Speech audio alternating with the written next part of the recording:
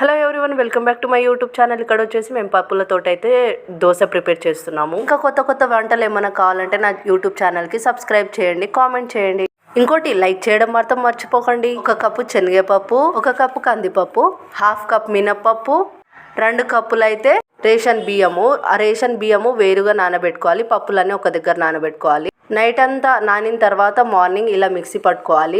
పప్పుల్లో ఎండుమిర్చి ఇంకా ఒక చిన్న అల్లం వేసి ఇట్లా గ్రైండ్ చేసుకోవాలి.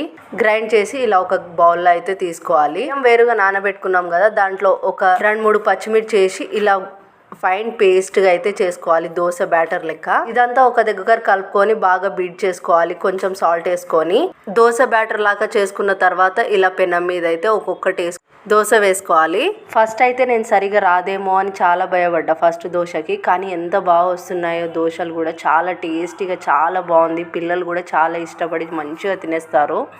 ఇక్కడైతే కిచెన్లో మా వారైతే హెల్ప్ చేస్తున్నారు, నేనైతే వీడియో తీస్తున్నాను. ఇలాంటి మరెన్నో వీడియోస్ కావాలంటే సబ్స్క్రైబ్ చేయడం అస్సలు మర్చిపోకండి.